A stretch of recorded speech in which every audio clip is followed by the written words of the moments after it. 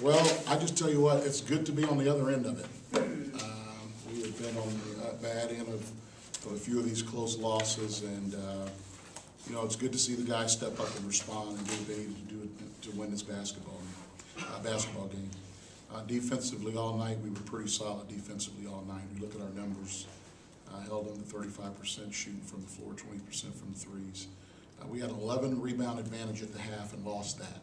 I think they had 11 offensive rebounds in the second half alone.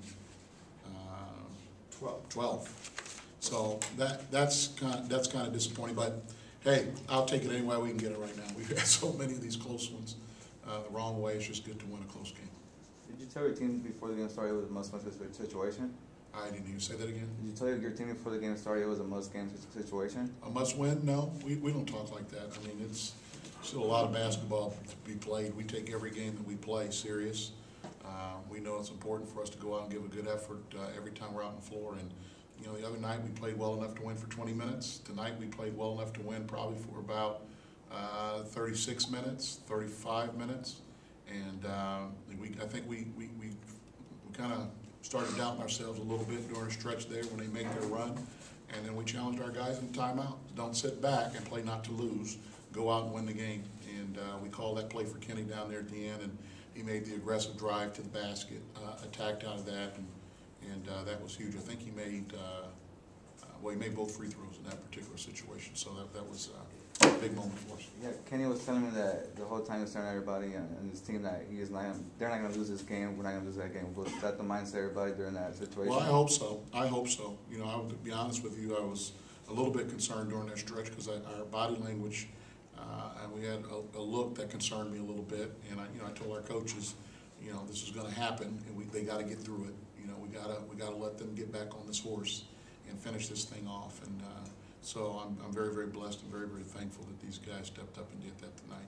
You know, again, this is 9 games I think that we've played 5 points or less. You know, you're good enough to have your record a little bit better than it is. So I just keep on harping on that and dwelling on that. That guys, we just got to keep playing and get ourselves in that tournament, and then we'll see what happens once we get. Why was Cal Poly able to get back, take over the game, take the lead?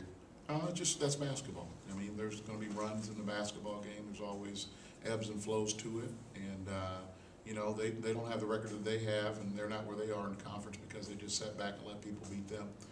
They can play. They got some guys that can score. I'm very impressed that the fact that we held a team that really shoots the ball extremely well to 35 and 20 from the floor, and that's good. Those are good numbers for us. So they're a good team, and we expected them to hit some shots and have a run, and they did that. Yeah, for a while it was just Keller doing most of the work for the Mustangs, and you go to contain everybody else. But at the end, some of the players stepped up. What happened with the defense at the end? Nothing. It's just like I said. It's Division I guys. These guys know how to play basketball. So you take away one guy, you're going to have other guys that step up and make plays. Can you talk about the streaky scoring of Lenny and Kenny? I had them the first 10 points of the first half, the first 8 points of the second half, and the last 9 points of the game. Really? Wow, yeah. That's an interesting stat. Well, we go to those guys. We tend to, what we try to do early in games and halves is pound the ball inside as much as we can. We have a tendency sometime to start to take the easy way out and start shooting jump shots and doing things like that. So Kenny aggressively drives it. He's an attacker. Lenny, if we can get him the ball down on the block, he's an attacker. So we just try to call some sets early to get those guys going and make sure they get in a rhythm. And then, you know, we hope our guys kind of follow suit. Sometimes we get away from that. Sometimes the defense takes that away. But we got back to it at the end of the game, getting it back to those guys again, and that was critical for us. Talk about your 13 different starting lineups. Yeah. Is it that you're looking for the right one? No, actually tonight Willie's hurt. Willie missed practice yesterday, sprained his ankle yesterday, so we weren't even sure he was going to play tonight. You know, we were going to try to save him as much as we could, not overuse him if we didn't have to use him.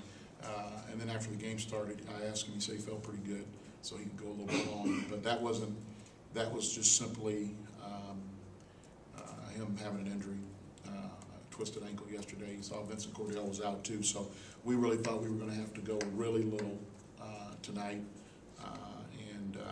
You know, and Rashawn being out again, So that's 3 of our guys out. So, but the guys stepped up. It was good having a TV game, which meant the timeouts were a little bit longer. It allowed our guys to rest a little bit more, so we didn't have to sub as much tonight.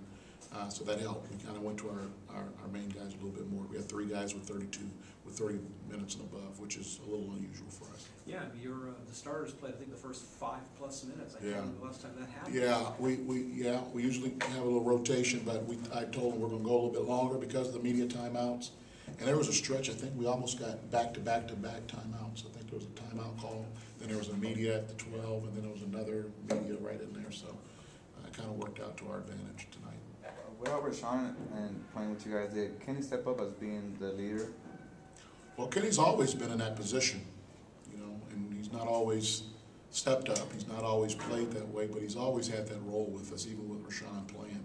But they know. I mean, you know, Rashawn is a big loss for us, and we don't know how that's going to go, if he's going to be able to play anymore this year. So, you know, I told him today we have to have all hands on deck. Everybody has to be ready to go. We got to be ready to make up the difference somehow in some way. I thought Theron. Let's give Theron some credit. I thought he did a good job on Keeler, on Lewis down there late in the game, and that was huge. That was big. That's 2 games in a row. He had a big steal down there against Fullerton, against Anderson too. So he's providing us some good defense down the stretch, which is really helpful. Can you also talk about the fact that you only had 13 fouls this game, Yeah. season low? I kind of made a joke to the referees for the game. I said, "Those guys last game called enough for you guys this game, so don't call."